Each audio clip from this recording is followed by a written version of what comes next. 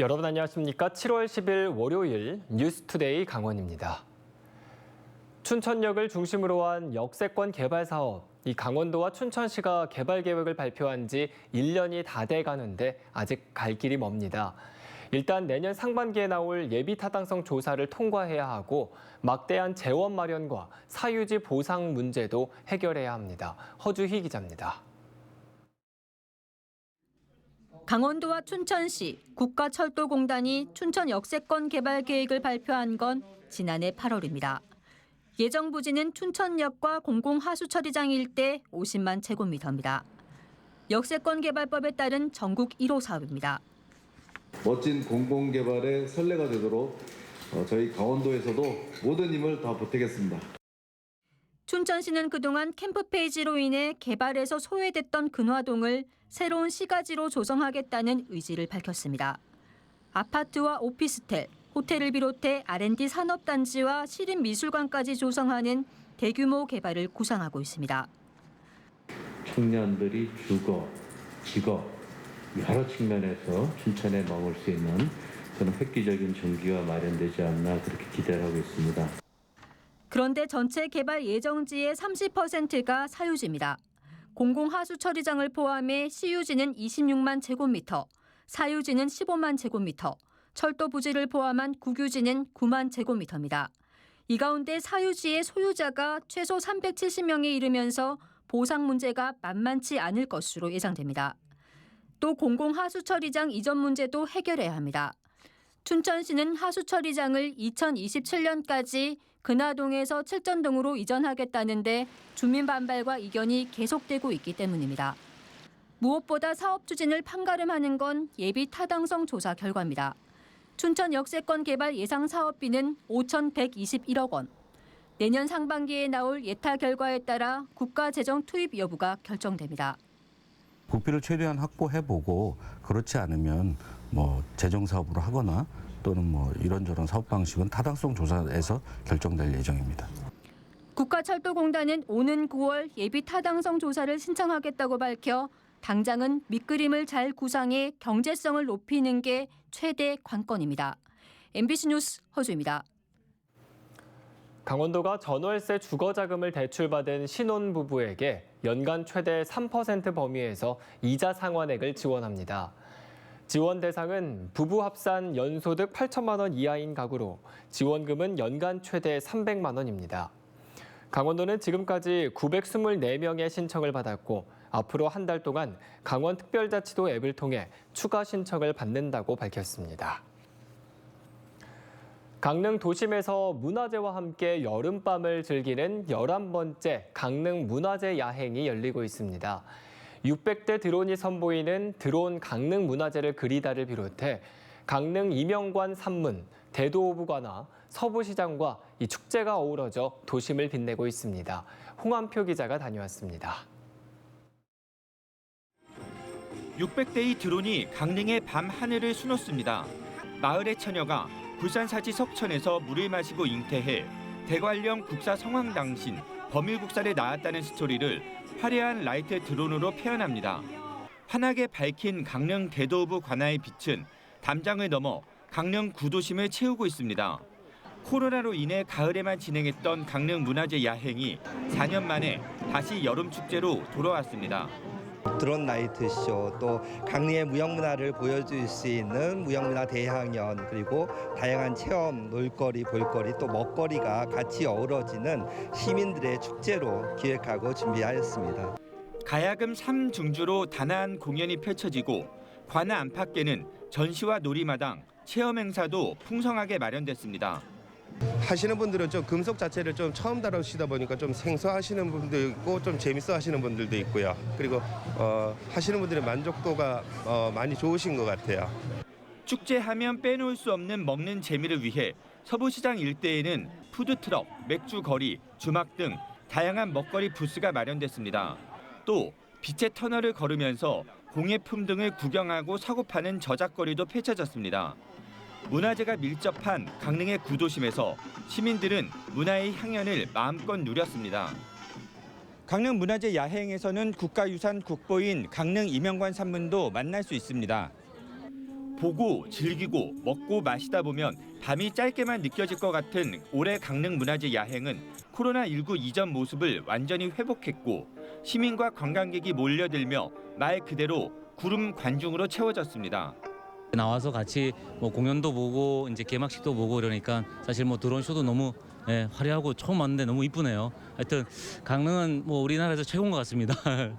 올해 강릉문화재 야행은 해설사가 강릉의 도심을 구석구석 소개하는 역사 투어와 외국어 서비스 투어도 마련됐습니다. MBC 뉴스 홍한피입니다. 지난주 초등학생에 이어 이번 주에는 중학생을 대상으로 한 진단평가가 치러집니다. 강원특별자치도 교육청은 오늘 12일 중학교 138곳, 1, 2, 3학년 2만 9천여 명을 대상으로 진단평가를 실시합니다. 올해 진단평가를 신청한 중학교는 지난해 81개 교에서 1.7배 증가했습니다. 도교육청은 평가 기준에 도달하지 못한 학생을 대상으로 12월에 추가 진단평가를 실시해 개별 맞춤형 지도의 효과와 학력 향상도를 살펴볼 계획입니다. 강원 인재육성 평생교육진흥원이 도내 고교 출신으로 도내 13개의 대학에 다니는 학생 1,400여 명에게 올해 11억 원의 장학금을 지원했다고 밝혔습니다. 도내 고교 출신 도내 대학생 등록금 장학금은 본인 부담 등록금 잔액 범위 내에서 1년에 최대 300만 원까지 지원하는 장학 사업입니다. 올해 하반기부터는 대학을 졸업한 청년들의 자립을 돕기 위해 한국장학재단에서 대출한 학자금의 이자도 지원할 예정입니다. 시장 재직 기간 직원에게 자신의 대학 수업과 시험을 떠넘긴 혐의로 최동용 전 춘천시장이 징역형의 집행유예를 선고받았습니다. 춘천지방법원은 업무방해 혐의로 기소된 최 전 시장에게 징역 10개월에 집행유예 2년, 사회봉사 40시간을 선고했습니다. 2015년 사이버대학에 입학한 최 전 시장은 출석과 시험 등 학사 과정을 직원이 대신 수행하게 하고 학사 학위를 받은 혐의로 재판에 넘겨졌습니다. 같은 혐의로 기소된 직원에게는 징역 6개월에 집행유예 1년이 선고됐습니다. 올해 상반기 강원 지역 연안과 국제여객선 이용객이 소폭 늘었고 국제여객선 물동량은 크게 늘어난 것으로 나타났습니다. 동해지방해양수산청에 따르면 올 상반기 강원 연안과 국제여객선 이용객은 13만 6천 명으로 전년 동기 대비 4.6% 늘어났습니다. 화물 수송이 가능한 국제여객선 물동량은 중고자동차와 중장비 등이 크게 늘어나며 전년 동기 대비 1.5배 늘어난 19,429톤을 기록했습니다.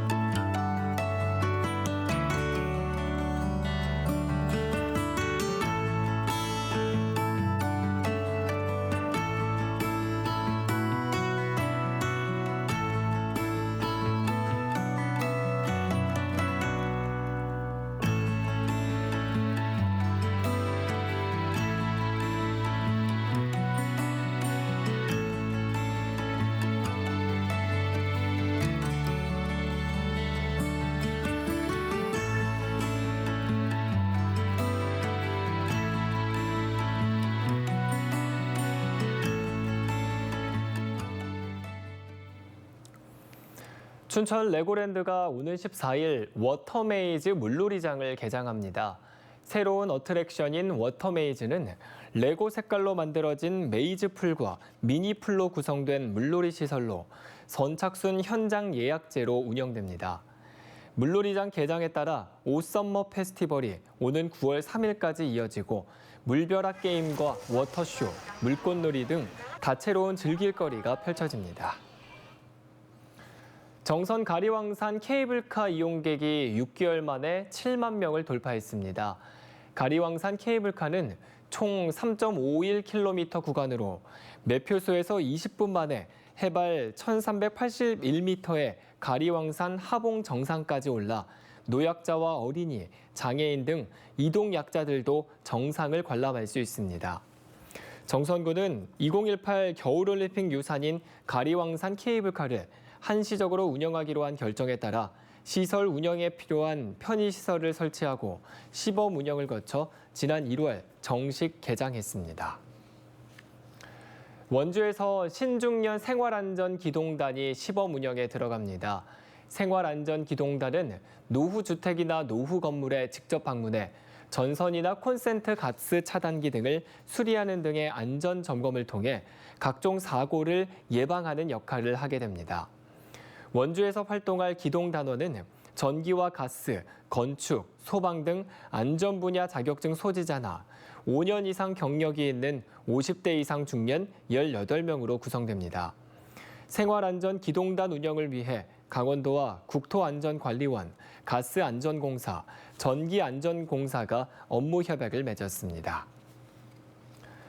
강원건강재단이 지난 3월 16일부터 6월 30일까지 워케이션 상품을 운영한 결과 판매율이 지난해보다 24% 증가했다고 밝혔습니다. 지역별로는 속초와 강릉, 고성과 정선, 평창이 가장 많이 판매돼 해안가 선호도가 높은 것으로 분석됐습니다.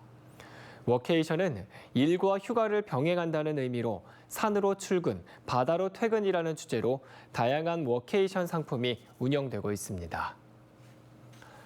강원특별자치도가 반려동물과 함께하는 휴가철 캠페인을 벌입니다. 오늘부터 8월 말까지 도내 18개 시군별로 자체 홍보반을 편성해 고속도로 휴게소와 관광지, 역과 터미널 등에서 반려동물 소유자 준수 사항을 알립니다. 또 휴가철 반려동물 유기를 방지하기 위한 동물 등록과 개물림 사고를 막기 위한 목줄 착용 등 법적 의무와 안전 조치 사항을 집중 홍보합니다. 리그 11위로 강등권에 머물고 있는 강원FC가 전력 강화를 위해 여름 이적 시장에서 외국인 선수를 잇따라 영입했습니다.